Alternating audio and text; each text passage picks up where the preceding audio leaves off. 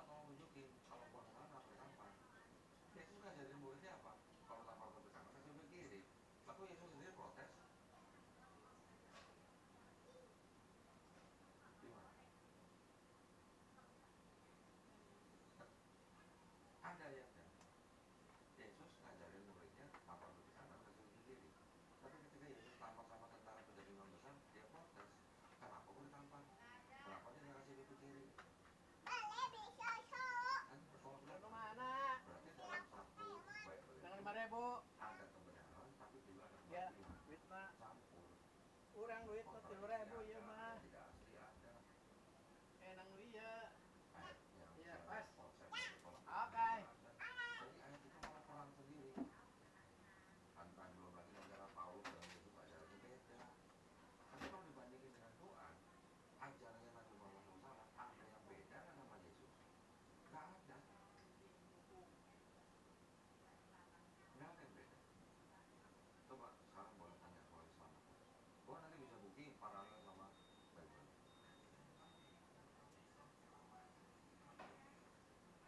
Coba salahnya di mana Islam? Gak apa-apa. Kenapa Islam boleh?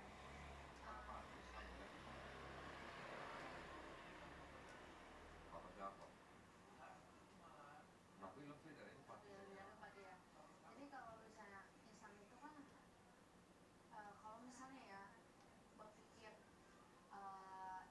dari Kristen dan Islam itu kan durasi dari 600 tahun. iya itu lumayan lama loh. Kenapa baru ada? Baru adanya itu ya yang tahu itu Allah Ta'ala. Waktunya. Ya. Sama juga ketika saya tanya, kenapa Tuhan harus turun membentuk manusia pada Adam dan Hawa? Kenapa nggak pada zaman Musa? Kira-kira kenapa? Sama Karena juga begitu. lebih kalau itu kalau jawaban dari aku karena kan waktu itu kan umat manusia jadi dalam fase itu jadi dia mengutus Pas. anaknya tunggal itu 10.000 udah pas. Kenapa pada Adam Pas dan udah Hawa? bawa. Kenapa nggak pada Pas. zaman Nabi Musa? Kenapa nggak pada zaman Nabi Ibrahim? Apakah Tuhan tidak kasihnya tidak sama besar dengan umatnya Nabi Musa? Ya, kalau itu timeline, itu namanya timeline. Dari zaman Yesus sampai zaman Nabi Muhammad SAW jarak 600 tahun. Kenapa kok Quran diturunkan pada zaman itu? Ya pada zaman itu timelinenya yang tahu cuma Allah SWT. Nabi Muhammad SAW sudah dipersiapkan gitu untuk lahir pada terus saat itu. kenapa kalau misalnya Nabi Muhammad itu kan kalau diagung-agungkan ya di agama Muslim Agama Islam. agama Islam kenapa bukan Nabi Muhammad yang pertukaran dia untuk dunia kenapa bisa mas Karena Isa masih dijadikan Tuhan sama Kristen. di sana Iya, dia bukan Tuhan tapi kan dianggapnya Tuhan sama orang Kristen. ya. Makanya di dalam Islam kita mengenal hadis Nabi Isa AS itu nanti akan turun lagi untuk apa? Membunuh Dajjal. Dajjal itu adalah al-masih yang palsu. Nanti akan mematahkan salib dan membunuh babi. Kalau membunuh Dajjal ini arti literal, tapi kalau mematahkan salib dan membunuh babi ini arti kiasan. Yang hubungannya sama salib dan babi apa? Siapa? Kristen. Udah, jawabannya. Untuk membantah fitnahan Kristen terhadap Apakah ada di Al-Quran Bible ini kan satu buku begini, ini yang menjadi sumber hukum Kristen. Di luar ini diterima nggak sama gereja? enggak Buku-buku apokrifa kan banyak, ya kan? Nggak diterima. Tapi kalau di Islam, sumber hukum itu tempat. Yang pertama Quran, yang kedua hadis, tapi yang sahih. Sahih tahu ya, otentik, asli, gitu. Bukan kayak itu tadi pasti tidak asli itu ada sama orang. Yang ketiga, kesepakatan para ulama, ijma ulama. Yang keempat, kias itu hukum analogi perbandingan. Ini urutannya, yang paling tinggi Quran, kedua hadis sahih, ketiga ijma ulama, baru kias. Hadis yang diterima pun tidak boleh bertentangan dengan Quran. Kalau ada hadis bertentangan dengan Quran, walaupun dianggap sahih, itu pasti tolak. Jadi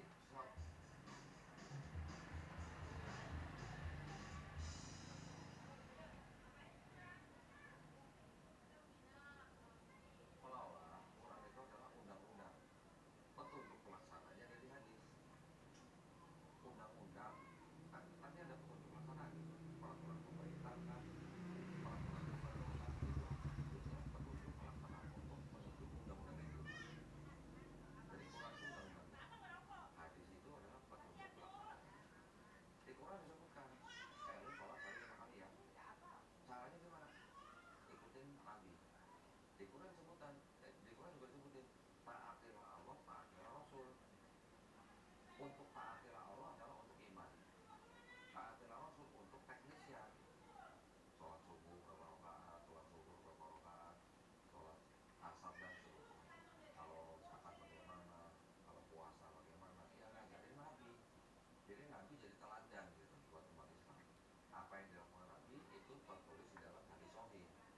itu yang diikutin sama kita. Sumbernya begitu, urutannya begitu. Kalau lu nikah gimana, maharnya bagaimana, itu semua dari hadis sahih. Jadi Quran itu bukan buku catatan sipil gitu. Nabi punya istri siapa, Nabi ini disunat atau enggak, bukan begitu Quran konsepnya. Quran adalah sebuah buku petunjuk, petunjuk secara umum. Detailnya hadis sahih. Oke. Jadi di agama Islam itu menjamin nggak kalau kita masuk surga? Di, Ada nggak nah, itu berarti termasuk taatilah Allah, ya kan? Tadi di Quran kan sebutkan begitu. Allah SWT sendiri udah berfirman, barang siapa yang mulutnya memelihara la ilaha illallah, urusannya surga, urusannya surga. Sampai di ujung nafas dia la ilaha illallah. Makanya orang Islam kalau mau mati ditalkinin, tahu ya, ditalkinin ya, dibisikin kupingnya la ilaha illallah. Coba sekarang coba sendiri, mulutnya angel nggak usah ditutup, tapi coba ucapin la ilaha illallah, nggak usah ditutup bibirnya, coba bisa. Maksudnya gimana? Maaf gitu. Ya ngomong la ilaha illallah tapi mulutnya nggak usah ditutup, La ilaha illallah. bisa nggak? Bisa. Orang yang lagi sakaratul maut, yang udah mau mati, nggak bisa nutup mulut aja masih bisa ngomong la ilaha illallah. Itu bukti pengulangan Allah supaya orang yang mau bertobat dia masih bisa mengucapkan la ilaha illallah. Ajaib nggak kira-kira? Kira-kira kan sederhana sebenarnya. Orang yang udah mau mati aja bisa ngomong la ilaha illallah walaupun mulutnya nggak tertutup. Jadi kalau di Islam, orang yang memelihara mulutnya la ilaha illallah dia pasti masuk neraka. Nah, konsep apa penebusan dosanya ya di Islam itu nggak ada yang orang harus mati dengan dosa. Dosa itu urusannya manusia dengan penciptanya. Di Islam antar sholat aja ini ada bacaan yang bisa menghapus dosa sebelumnya. Jadi dari sholat ini ke sholat ini, nanti di sholat ini baca ini, dosa antara sini sampai sini hapus, diampuni. Tapi sholat ini ya di sini baca sholat ini ya, dosa antara ini sama sholat sebelumnya dihapus. Gak usah sampai urusan ke belakang, cuma urusan antar sholat aja diampuni gitu.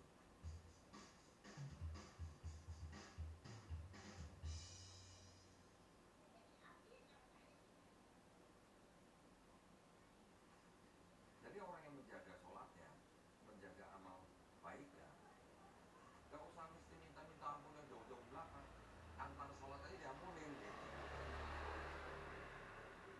Itu malah lebih apa namanya, jadi kita terjamin di antara dua sholat. Nah, konsepnya begitu. Dan konsep yang Islam gini, setiap manusia yang lahir, setiap manusia itu sebenarnya fitrah. Fitrah itu artinya apa? Bukan suci ya, bisa sih suci tapi kurang tepat. Fitrah itu artinya sifat asalnya. Sifat asalnya manusia itu sebenarnya muslim. Ingat ya, tadi muslim artinya apa? Orang yang berserah diri kepada penciptanya. Angel dulu lahir jadi bayi bisa apa? Kan nggak bisa apa-apa. Berserah diri kepada penciptanya. Penciptanya melahirkan angel ke dunia ini untuk menjadi manusia kan dari bayi. Besar karena dititipkan orang tuanya. Tapi ketika angel lahir di keluarga yang bukan Islam, nanti yang menjadikan angel orang Kristen kan orang tuanya. Betul kan? Orang itu menjadi Yahudi, Nasrani, atau Majusi karena orang tuanya. Tetapi nanti ketika orang itu mengenal Islam, menerima Islam, sampai dia memeluk Islam, dia sebenarnya bukan beda agama, tapi dia kembali ke fitrahnya. Setiap manusia fitrahnya muslim. Sifatnya muslim adalah orang yang berserah diri kepada penciptanya. Konsep. Jadi bukan berarti kalau misalnya ada orang Islam berbuat dosa dan pasti neraka, tak dulu dia menghina, dia menjaga la ilaha illallah di mulutnya dan dia bertobat kan. Walaupun dia nggak bertobat, tapi mulutnya tetap la ilaha illallah. Pada akhirnya dia akan bertobat. Kalau dia nggak bertobat, dia mungkin dicelup-celup dulu di neraka dulu. Kalau dia nggak bertobat, tapi kalau dia bertobat, insya Allah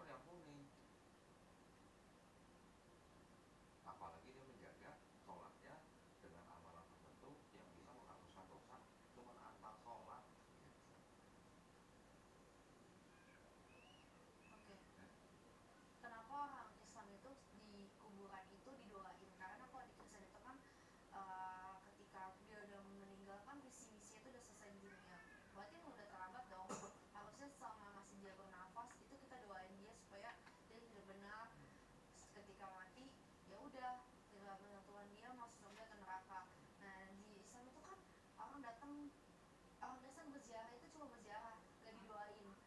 Bahkan acara pemakaman aja itu penghiburan, bukan berdoa atau kayak gimana. Kenapa di muslim tuh harus didoain? Orang Islam ketika berziarah, dia berdoanya bukan kepada si mayit, Iya, dia berdoanya kepada iya. Tuhan. Nah, ketika orang sudah meninggal, itu kan sudah terputus amalannya. Iya betul. Sudah tapi ada satu amalan, kecuali ya orang yang sudah meninggal, amalan sudah terputus, kecuali apa? Doa anak yang soleh. Doa anak yang soleh ini bisa istilahnya apa ya? Membuat si apa namanya si ahli kuburnya nyaman di sana. Dia doa dari manusia itu. Tapi kalau orang tuanya misalnya bukan Islam, si manusia yang muslim ini yang ziarah kepada orang tuanya yang sudah meninggal dan orang tuanya bukan Islam, si anak ini nggak boleh doain walaupun dia berdoa pada Allah Taala, nggak boleh doain karena orang tuanya bukan Islam. Jadi konsepnya orang Islam berdoa di kubur itu bukan berdoa kepada ahli kuburnya, tapi berdoanya kepada Allah Taala untuk mengampuni dosanya si mayit, untuk melapangkan kuburnya, dan nggak ada salahnya. Salahnya gimana? Salahnya kalau menurut kita agak aneh aja karena kan nyawanya udah Betul. diambil Tuhan. Ibaratnya ya udah nih gue ambil kan. Kenapa Ruhnya, lo ruh. rohnya udah diambil terus kenapa masih doain, harusnya selama dia masih di dunia makanya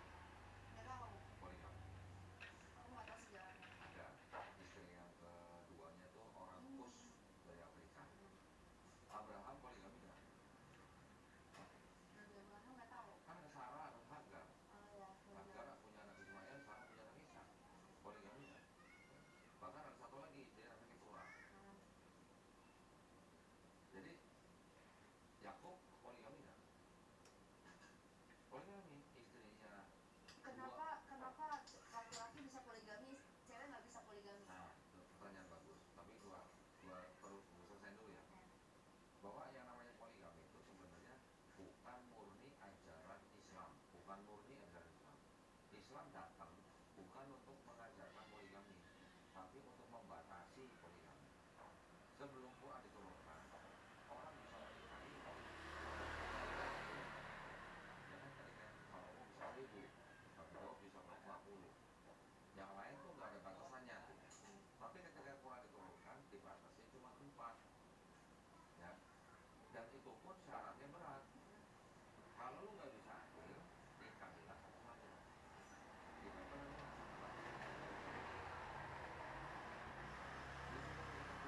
Di seluruh dunia nggak ada yang bilang nikahilah satu saja kecuali Quran. Jadi jangan salah, poligami di Islam itu Islam turun untuk mengatur poligami, bukan untuk menginisiat poligami. Poligami sudah ada dari ribuan tahun sebelum Quran diturunkan. Ya. Terus tadi apa tadi? Iya, Kenapa perempuan tidak boleh? boleh? Oke, sekarang gini. Masih. Sekarang gini. Ketika ada laki-laki punya istri 4, satu istri ini suaminya kan satu. Ketika punya anak, anak si istri ini jelas nggak bapak siapa? Jelas, walaupun suami satu istri 4, dia punya anak, bapaknya jelas nggak siapa? Jelas dong, cuma satu suaminya kan? Apa? Iya, lakinya, ayahnya cuma satu. Jadi kalau dia punya anak 2, jelas bapaknya si ini. Yang ini punya anak berapa? Jelas bapaknya ini. Semuanya juga begitu. Tapi ketika satu wanita, suaminya 4, ketika punya anak, anak siapa? Bapaknya yang mana? Jelas kan? Itu alasannya. Tapi nggak adil dong. Bukan nggak adil. Nah, kalau bilang mau masalah adil nggak adil, justru akan, ya itu akan menimbulkan masalah. Kalau lu punya suami 2 aja, anak lu yang lain itu anak yang dari suami mana? Bisa tolak. Ya, itu satu. Kedua, satu suami dengan 4 istri, ini kalau orang ini hidupnya istilahnya benar dan bersih, walaupun sudah 4, ini semuanya akan sehat secara fisik. Tapi kalau wanitanya yang 1, lakinya yang 4, walaupun mereka bersih, kemungkinan ada penyakit. Ini silakan cek nanti di riset-riset kesehatan. Pasti begitu jatuhnya. Iya. Oh ya, anyway aku mau minta izin dong ke toilet. Sama dulu ke toilet. Ini toilet, sebentar dulu toilet. Ya, yang ini dibuka dulu, Oh, Pak, iya. kedengeran. Maaf. Makan dulu, Bang. Makan.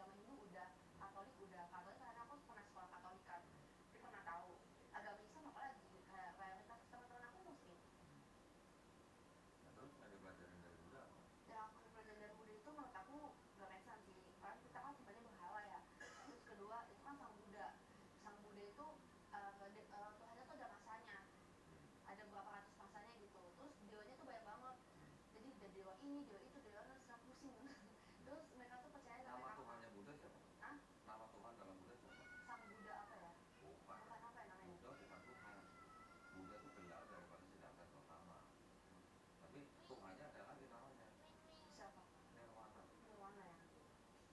Udah aku Nirwana orang taunya surga gitu kan. Ah. Padahal kan Nirwana itu nama Tuhan dalam Buddha. Tapi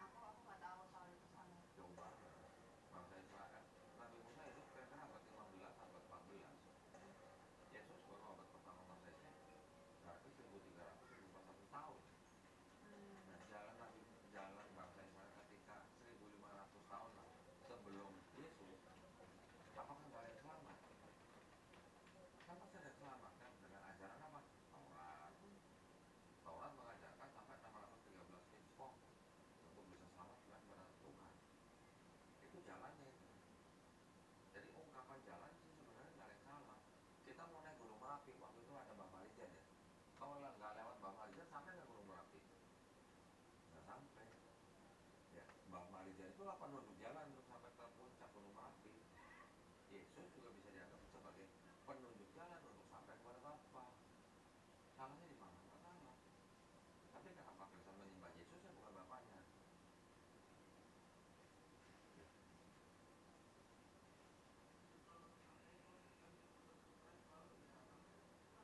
Nah, itu namanya sudah doktrin. Nah sekarang gua tanya, Tuhannya Angel ada berapa? Satu. Satu. Tapi kan pribadinya ada tiga. Ada Bapa, Yesus, Roh Kudus. Ketika Yesus dibaptis, Yesus di mana? Ketika Yesus dibaptis dia di Sungai Yordan. Sungai Yordan. Roh Kudus turun Ya. dalam bentuk Oh, burung merpati. burung mati, ya burung mati Ada sama. suara di langit. Ya. Inilah anakku yang kukasihi. Ya. Ada Yesus di Sungai Yordan, ada burung merpati Roh Kudus, ada suara di langit. Berapa namanya? Mau satu juga? Bareng nih, nomornya bareng nih. Ya kan kalau mau bareng, terus mau bilang cuma satu. Berapa Tuhan? Kalau nomornya sendiri-sendiri, kita masih bisa bilang Yesus dipimpin Roh Kudus. Misalnya, Bapak yang mengutus Yesus, tapi itu Bapak menjelma jadi Yesus. Tapi kalau nomor bareng, dengan akal sehat itu Tuhannya berapa?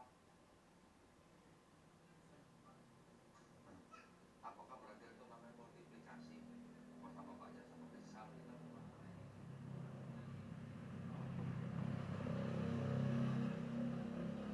Sekarang kalau dibilang Tritunggal pribadinya tiga, kenapa berhenti di angka tiga?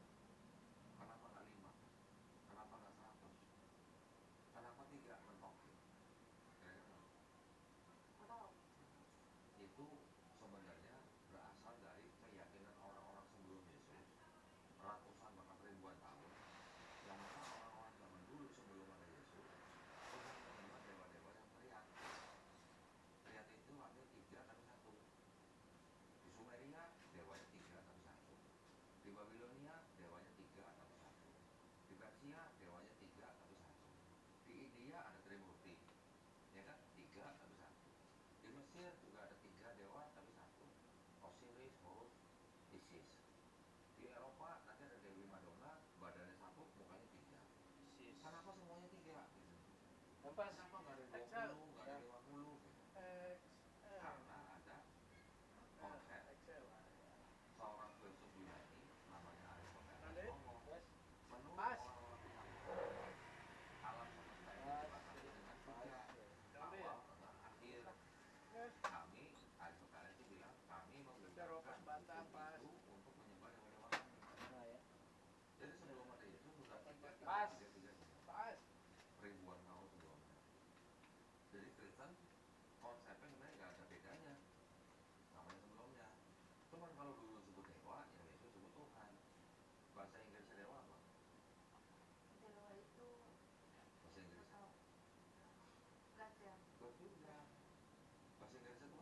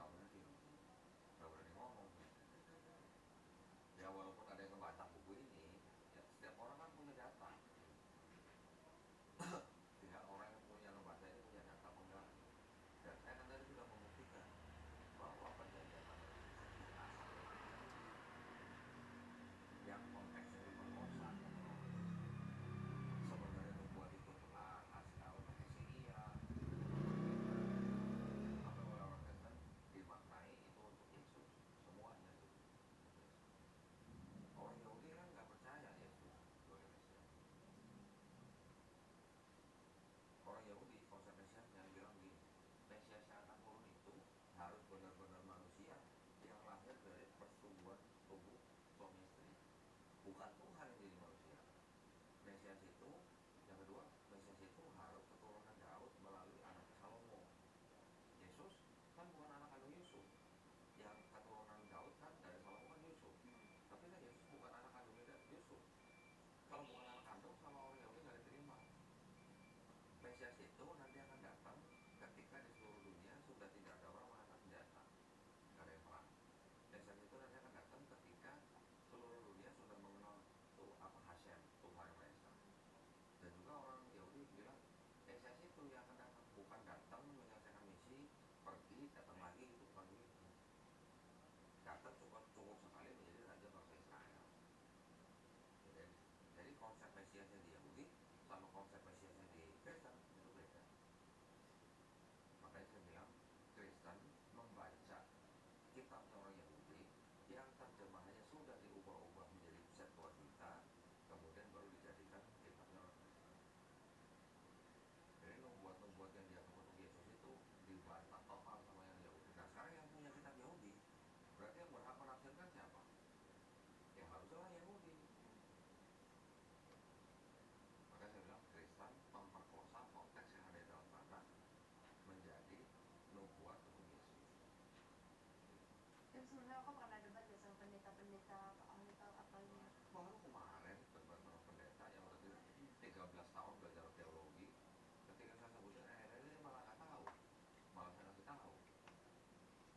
Pendeta 13 tahun belajar SDT. Terus gimana? Apakah dia mualaf?